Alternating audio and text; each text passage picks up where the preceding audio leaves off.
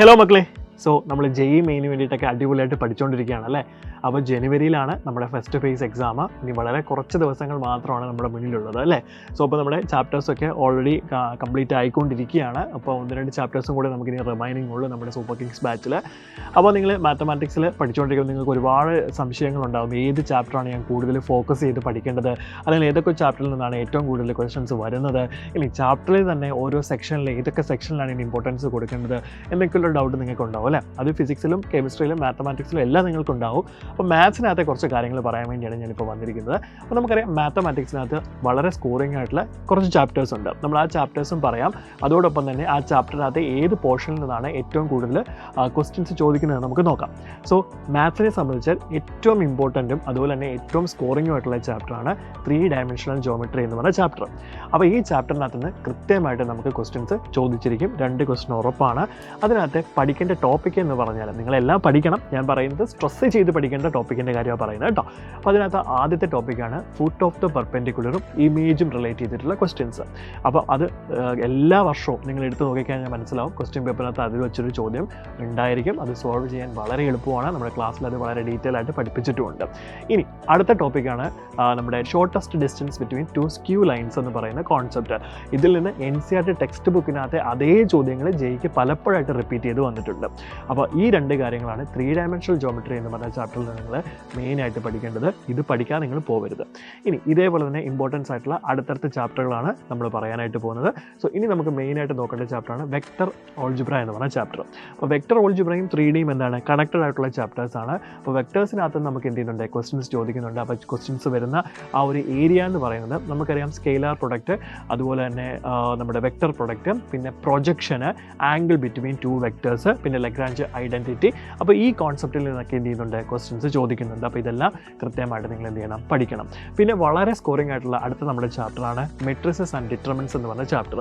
അപ്പോൾ നിങ്ങൾക്കറിയാം ഡിറ്റർമിനൻസിനകത്ത് നിന്ന് പ്രോപ്പർട്ടീസ് ഓഫ് അഡ്ജോയിൻറ്റ് റിലേറ്റ് ചെയ്തിട്ടുള്ള ക്വസ്റ്റ്യൻ ഉറപ്പാണ്. എല്ലാ വർഷവും ഒരു ചോദ്യം നമ്മൾക്ക് ചോദിക്കുന്നതാണ്. അതുപോലെ തന്നെ solution of system of linear equation, നമ്മൾ 3Dയുടെ പാർട്ടായിട്ടും പറയാറുണ്ട്.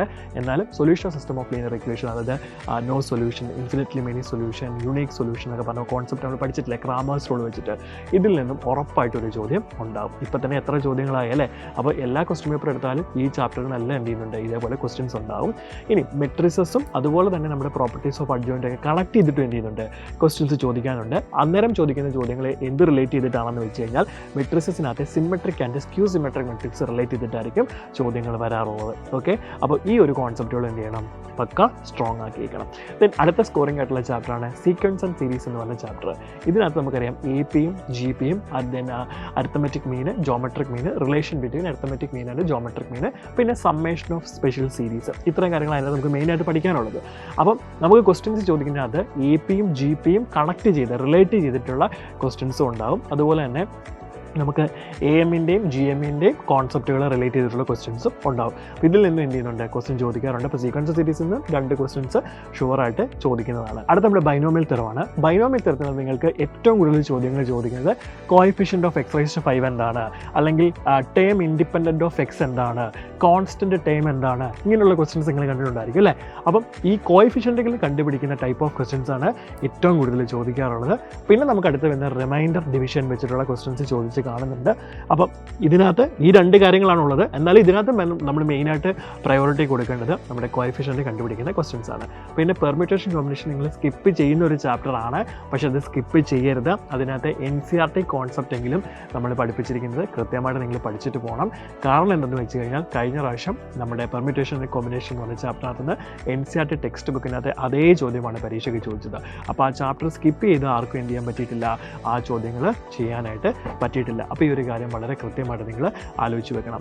പിന്നെ വരുന്ന ചാപ്റ്റേഴ്സാണ് കോംപ്ലക്സ് നമ്പേഴ്സ്. കോംപ്ലക്സ് നമ്പേഴ്സിനകത്ത് നമുക്ക് മോഡുലസും ആർഗ്യുമെൻറ്റും റിലേറ്റ് ചെയ്തിട്ടുള്ള ക്വസ്റ്റ്യൻസ് ചോദിക്കാറുണ്ട്. അപ്പോൾ അതിൻ്റെ പ്രോപ്പർട്ടീസ് എല്ലാം നമ്മൾ കൃത്യമായിട്ട് പഠിക്കണം. പിന്നെ നമുക്ക് വരുന്ന ക്യൂബ് റൂട്ട് ഓഫ് യൂണിറ്റി, പിന്നെ സർക്കിൾസ് റിലേറ്റ് ചെയ്ത് വരിക്കുന്ന ക്വസ്റ്റ്യൻസ്.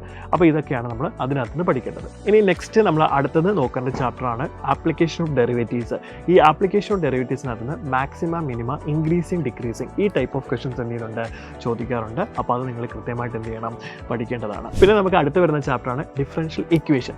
ഡിഫറൻഷ്യൽ ഇക്വേഷൻ എന്ന് പറഞ്ഞാൽ എല്ലാ വർഷവും ചോദിക്കുന്ന ചോദ്യം വെച്ചാൽ സൊല്യൂഷൻ കണ്ടുപിടിക്കാനാണ്.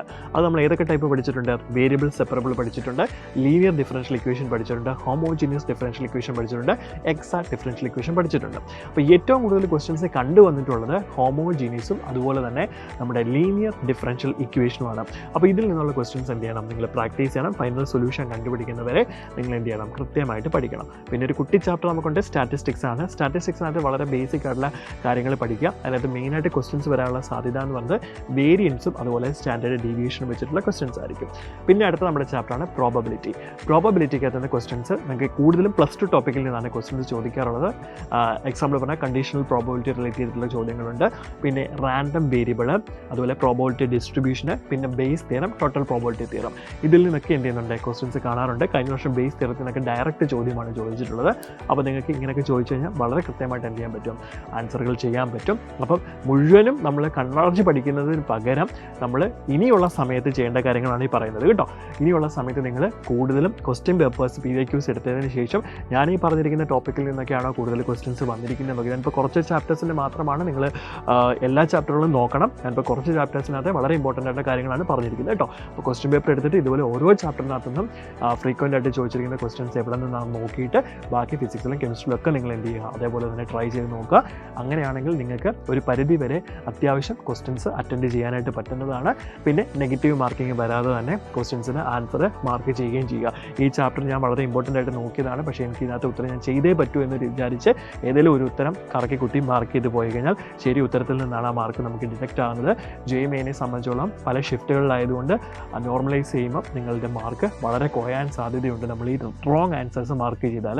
അതുകൊണ്ട് കിട്ടിയ ചോദ്യം കൃത്യമായിട്ട് നിങ്ങൾക്കത് ഉറപ്പാണെന്നുണ്ടെങ്കിൽ മാത്രം മാർക്ക് ചെയ്തിട്ട് എന്ത് ചെയ്യുക, ആൻസർ സബ്മിറ്റ് ചെയ്യുക. സോ അപ്പോൾ ഈ രീതിയിൽ പ്രിപ്പറേഷൻ കൊണ്ടുപോവുക. സോ കോൺഫിഡൻറ്റോടുകൂടി ഇരിക്കുക. നമുക്ക് ഫസ്റ്റ് ചാൻസിൽ തന്നെ JEE ക്രാക്ക് ചെയ്യാൻ സാധിക്കട്ടെ. All the best.